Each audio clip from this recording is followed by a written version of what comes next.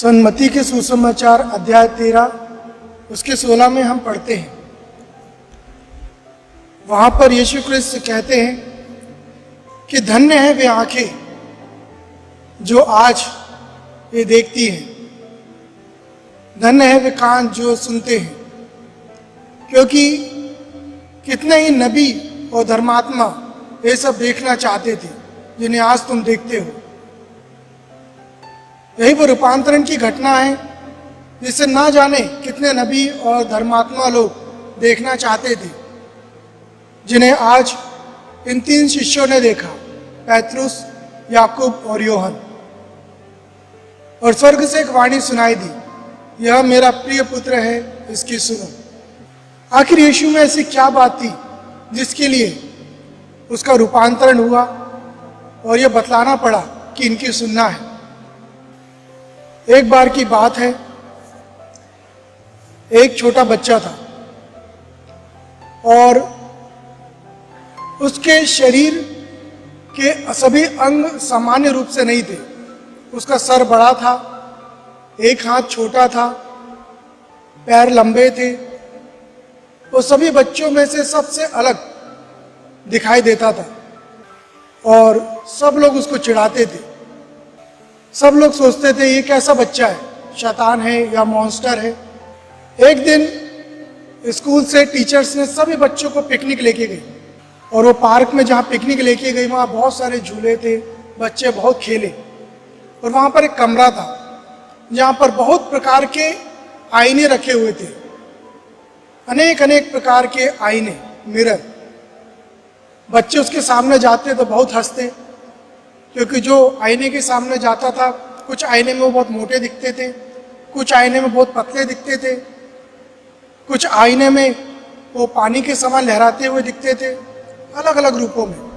तो बच्चों को बहुत मजा आता था। और यह बच्चा जिसके पहले से शरीर के अंग सामान्य रूप से नहीं थे, सर बड़ा था, हाथ छोटा, पैर लंबे, जब वो एक आईने के पास जाता है तो बहुत सुंदर दिखता है। उसका बड़ा सर छोटा हो जाता है, हाथ सामान्य हो जाता है और पैर भी सामान्य हो जाते हैं। वो अपने आप को देखते रहता है और बाकी के बच्चे भी दौड़ के आके उसे देखकर कहते हैं, तुम तो कितने सुंदर हो, तुम तो अंदर से कितने सुंदर दिखते हो। टीचर्स आके देखते, सब आके देखते और बहुत खुश होते, देखो तुम तो कितने सुंदर हो। वो बच्चा बोलता है, मैडम मैं हमेशा से ही सुंदर ही था, केवल आप लोगों को नजर नहीं आ रहा था, केवल आप लोग देख नहीं पा रहे थे। और यीशु क्रिस्त भी हमेशा से ईश्वर ही था, हमेशा से वो त्रिएक ईश्वर के रूप में उपस्थित था, हम बस देख नहीं पाते थे। इसलिए बार बार उसको हमें याद दिलाना पड़ता था। बपतिस्मा में उसने याद दिलाया, यह मेरा प्रिय पुत्र है, इसकी सुनो। रूपांतरण में हमें याद दिलाया, यह मेरा प्रिय पुत्र है, इसकी सुनो। पेंतेकोस्त के समय हमें याद दिलाया पवित्र आत्मा के द्वारा, क्योंकि हम बार बार यीशु के बाहरी रूप को ही देख पाते हैं, जैसे उस समय के लोग देख पाते थे। उन समय के लोगों को लगता था कि यीशु क्रिस्त कोई महान व्यक्ति नहीं है, हो सकता है वो मूसा है या फिर नबी एलियस के समान है। तो यीशु क्रिस्त को कभी भी उसकी आध्यात्मिकता में नहीं समझ पाए कि वो स्वयं ईश्वर है, वो इन सबसे बढ़कर महान है, उसमें कुछ तो बात है, वो नहीं समझ पाते थे। वे हमेशा यीशु की तुलना दूसरों से करते थे। इसलिए रूपांतरण की घटना हुई हम सबों को बतलाने के लिए, मुख्य रूप से 3 बातों को बतलाने के लिए। जब यीशु क्रिस्त पर्वत पे चढ़ा तो सबसे पहला कारण, आखिर क्यों मूसा और एलियस वहां पर उपस्थित थे यीशु क्रिस्त के साथ उस रूपांतरण की घटना में। सबसे पहला कारण तो ये कि लोग समझते थे कि यीशु क्रिस्त मूसा नबी के समान है, नबी एलियस के समान है। और जब यीशु क्रिस्त के सामने ये दोनों उपस्थित है तो ये घटना हमें बताती है कि यीशु क्रिस्त मूसा नहीं है, यीशु क्रिस्त नबी एलियस नहीं है, वो उन सबसे अलग है, उन सबसे महान है, उसका कोई दूसरा ही उद्देश्य है। यह घटना दूसरी बात हमको बताती वही है कि उस समय के शास्त्री, फरीसी, यहूदी सब यही सोचते थे कि यीशु क्रिस्त हमेशा मूसा के नियम तोड़ता है, बिना हाथ धोए भोजन करता है, पापियों के साथ बैठता है, उनके साथ घूमता फिरता है, उनको हमेशा ये लगता था कि यीशु क्रिस्त मूसा के नियमों को तोड़ता है। उनको ये लगता था कि वो नबी एलियस के समान शांति का संदेश देने नहीं आया है, अपने आप को नबी कहता है, जबकि एलियस ने दूसरे नबी की भविष्यवाणी किया। और जब ये दोनों वहां पर पर्वत पर उपस्थित है तो वहां यीशु क्रिस्त बता रहा है कि मूसा की उपस्थिति के द्वारा कि मैं पुराने नियम को नहीं तोड़ता हूँ। देखो मूसा सामने खड़ा है, नहीं तो वो नहीं रहता। नबी एलियस यहाँ है, मतलब मैंने जो किया हूँ वो नबी एलियस के द्वारा कहे गए वचन को सिद्ध करता है, मैं उनका विरोध नहीं करता। यहाँ पर यीशु क्रिस्त पुराने नियम को नए नियम से जोड़ता है। तीसरा कारण उस पर्वत पर मूसा और एलियस की उपस्थिति होने का वो ये है, यीशु क्रिस्त बता रहा है कि मेरे हाथों में जीवन और मरण दोनों है, लाइफ एंड डेथ दोनों पर अधिकार मेरा है। क्योंकि मूसा मरा, नेबो पर्वत पर वो दफनाया गया, नबी एलियस नहीं मरा, वो जीवित ही स्वर्ग उठा लिया गया। और आज की इस घटना में ये दोनों यीशु क्रिस्त के साथ उपस्थित है। ये घटना यीशु क्रिस्त के बारे में हमको बताती है यीशु क्रिस्त के हाथों में मरण और जीवन दोनों है, वो इन सबसे महान है। ये बार बार हमको याद दिलाया जा रहा है। इस प्रकार वो बच्चा कहता है, मैं तो जानता हूं मैं हमेशा से सुंदर हूं, लेकिन आप ही लोग इस सुंदरता को नहीं देख पाए। यीशु क्रिस्त हमेशा से पुराने नबियों से महान है, मूसा से एलियस से महान है। वो पुराने नियमों को पूरा करने आया। मत्ती अध्याय 5 की 17 में उसने कहा है उसके हाथों में जीवन और मरण दोनों है। प्रकाशना पुस्तक में उसने कहा है स्वर्ग और नरक दोनों की चाबी मेरे हाथों में। लेकिन हम समझ नहीं पाते, इसलिए बार बार वो हमें याद दिलाता है। और ये रूपांतरण की घटना हमारे सामने है। एक प्रकार से देखा जाए तो रूपांतरण में यीशु क्रिस्त का चेहरा बदल गया। यीशु क्रिस्त एक नए रूप में उनके सामने प्रकट हुआ। लेकिन प्रिय भाइयों बहनों, असली रूपांतरण तो हम लोगों के लिए है। यीशु क्रिस्त अपने रूप के द्वारा हमको बदलना चाहता है, हमारे जीवन में परिवर्तन लाना चाहता है। और पैतरुस ने आखिर क्या किया? पैतरुस ने जब यीशु को देखा, मूसा और एलियस को देखा, उसने कुछ तो कहा, सबसे विचित्र बात कहा कि प्रभु क्यों ना हम यहां पर 3 तंबू बनाएं, एक मूसा के लिए, एक एलियस के लिए और तीसरा आपके लिए। प्रश्न ये उठता है कि मूसा ने आखिर क्या ये तीनों तंबू बनाया या नहीं? सोचिए, क्या मूसा ने, पैतरुस ने यह तीनों तंबू बनाया या नहीं? उस समय की घटना को हम सोचे तो लगेगा उसने अचानक ही जोश में आकर ऐसा कह दिया। लेकिन आज यदि हम कलीसिया के इतिहास पर मनन करें तो हम पाएंगे कि पैतरुस ने ये तीनों तंबू को बनाया। सबसे पहला तंबू जिसके बारे में उसने कहा था कि मैं मूसा के लिए तंबू बनाए। मूसा आखिर कौन था? मूसा था जिसके द्वारा ईश्वर ने 10 नियम दिया। मूसा वह था जो लोगों के पापों के लिए बार बार पिता ईश्वर से क्षमा मांगता था कि देखो ये लोग भोजन के लिए रो रहे हैं, भुनभुना रहे हैं, इन पर दंड ना दे, इन पर दया कर। पानी के लिए लोग रो रहे, भुनभुना रहे, तेरे विरुद्ध खड़े, तू इन्हें दंड ना दे, इन पर दया कर। प्रतिज्ञा देश जाने से ये लोग मना कर रहे, 40 साल तक तू उन्हें भटकाता है, पर इन पर दया कर।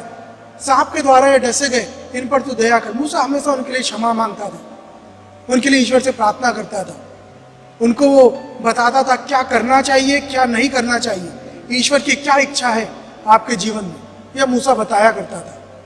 और पैतरुस ने मूसा के लिए एक तंबू बनाया, और वो तंबू क्या है? पाप स्वीकार संस्कार, कन्फेशनल, जहां पर हम आकर घुटने टेक कर अपने पापों की क्षमा मांगते हैं और प्रभु यीशु पुरोहित के द्वारा बताता है क्या करना चाहिए, क्या नहीं करना चाहिए, और हमारे लिए वो पश्चाताप की प्रार्थना हमसे करवाता है और क्षमा प्रदान करता है। वही पैतरुस ने मूसा के लिए बनाया गया तंबू। दूसरा तंबू जो पैतरुस ने बनाया था वो था एलियस के लिए। आखिर नबी एलियस कौन था? उसका जीवन कैसा था? उसका जीवन ईश्वर के लिए बहुत उत्साही था। वो ईश्वर के लिए ईश्वर की वाणी लोगों के बीच में बेहिचक सुनाया करता था, बिना डरे। उसने भविष्यवाणी करी, 3 साल तक पानी नहीं गिरा। राजा आहाब के समय पर कितने सारे बाल देवता देवी देवताओं की पूजा करते थे। उसने मोटा बछड़ा को कटवाया, उसके चारों ओर पानी गिराया और ईश्वर से प्रार्थना करी। वो आग आकर सब कुछ भस्म करके ले गई और पूरे बाल देवताओं के जो नबी थे उनका मजाक एलियस ने उड़ाया और वो मारे गए। ईश्वर के लिए वो बहुत उत्साही था, बिना डरे ईश्वर की वाणी लोगों के सामने रखता था। और पैतरुस ने नबी एलियस के लिए कलीसिया में एक तंबू बनाया, और वो तंबू क्या है? यह पुलपिट, जहां से ईश्वर का वचन पढ़ा जाता है। पहला पाठ अनुवाद की, दूसरा पाठ जय घोष, और ईश्वर का वचन सुनाया जाता है बेहिचक, बिना डरे, हमारे जीवन को कचोटते हुए, हमें बताते हुए क्या करना है क्या नहीं करना है। ईश्वर की वाणी को समझाकर हमें बताया जाता है। यही वो तंबू है जो पैतरुस ने नबी एलियस के लिए बनाया। तीसरा तंबू पैतरुस ने बनाया वो था यीशु क्रिस्त के लिए। आखिर यीशु क्रिस्त कौन है? यीशु क्रिस्त ईश्वर है। उसका एक और दूसरा रूप है जो उसने अपने सभी सुसमाचारों में कहा है, और उसने यूहन्ना के 6 में कहा है, मेरा मांस सच्चा भोजन, मेरा लहू सच्चा पेय है। जो इसे नहीं खाता है उसका और मेरा कोई संबंध नहीं है। जो इसे खाता है उसे अनंत जीवन प्राप्त है। परम प्रसाद की स्थापना करते समय उसने कहा, तुम सब इसे लो और खाओ, तुम सब इसे लो और पियो, यह मेरा शरीर और मेरा रक्त है। पैतरुस ने यीशु क्रिस्त के लिए कलीसिया में एक तंबू बनाया, और वो तंबू क्या है? ये टैबरनेकल, यहाँ पर यीशु क्रिस्त का शरीर हमेशा जीवित रूप में उपस्थित रहता है। आखिर ऐसा क्यों? 3 तंबू उसने बनाया। फिर से वही बात, हम पीछे जाते हैं उस लड़के के बारे में। उसने कहा, मैं हमेशा से ही अंदर से सुंदर हूं, लेकिन आप लोग नहीं समझ पाए। ये रूपांतरण की घटना और ये 3 तंबू को बनाना इसलिए नहीं कि यीशु क्रिस्त का रूपांतरण हुआ है, यीशु क्रिस्त में कोई बदलाव आया, बल्कि हमारे अंदर बदलाव लाने के लिए, हमारा रूपांतरण होने के लिए, हमारा जीवन पाप से पवित्रता की ओर बढ़ने के लिए ये 3 तंबू है। पाप स्वीकार, ईश्वर की क्षमा पाना, ईश्वर का वचन सुनना, जीवन में बदलाव लाना, यीशु क्रिस्त का शरीर को ग्रहण करना, अनंत जीवन पाना। ये तीनों का यदि हम भक्ति पूर्वक और पवित्रता के साथ अपने जीवन में पालन करें, तो जो रूपांतरण की घटना यीशु क्रिस्त के साथ हुई वो हमारे साथ होगी। हमारा रूप, हमारा स्वरूप बदलेगा, हम पवित्र बन जाएंगे। लेकिन उसके लिए एक चौथी चीज की जरूरत है, जिसके बारे में आज के सुसमाचार में हमने सुना कि पैतरुस, याकूब और यूहन्ना यीशु क्रिस्त के साथ पर्वत पर चढ़े। क्यों? आखिर वे वहां क्या कर रहे थे? वचन कहता है वहां पर वे प्रार्थना कर रहे थे। इस बात को हम कभी नहीं झुठला सकते। जीवन में बदलाव प्रार्थना के माध्यम से ही आता है। सेम घटना कुछ समय बाद एक समय और हुई। यह रूपांतरण में यीशु तीनों शिष्यों को लेके गया।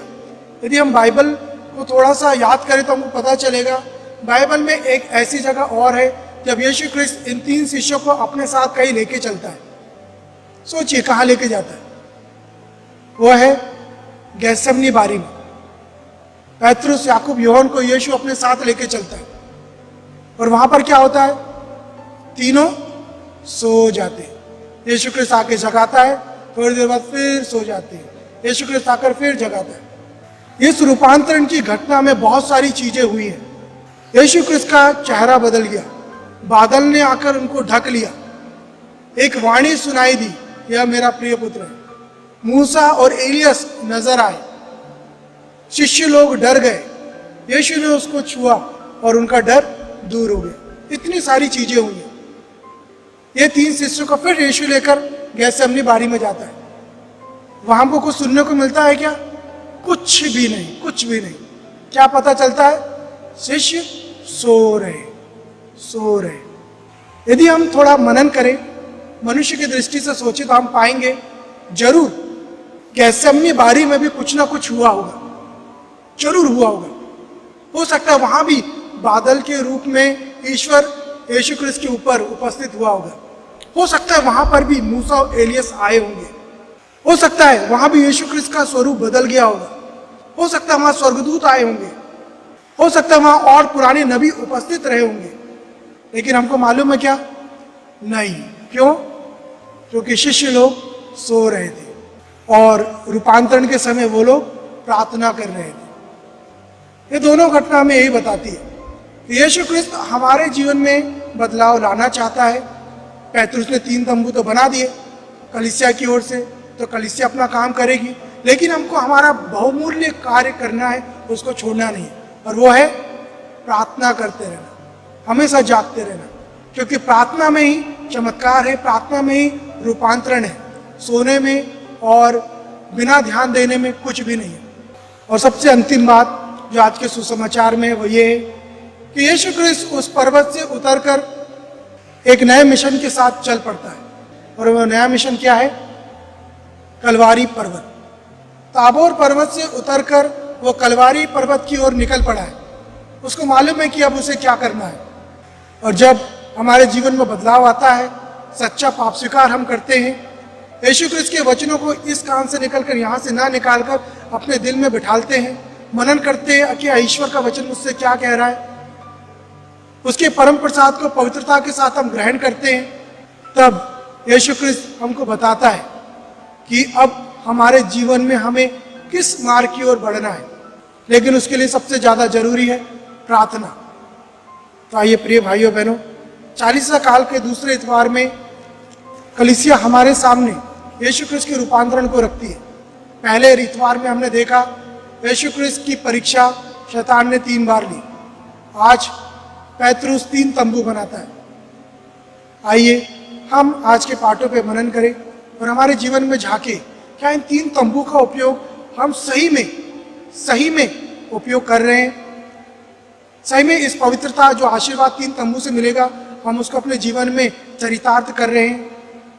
क्या हम भी इन 3 शिष्यों के समान सही में जाकर प्रार्थना कर रहे हैं कि यीशु क्रिस्त हमको हमारा मिशन बता सके कि हमें किस पर्वत की ओर आगे बढ़ना है?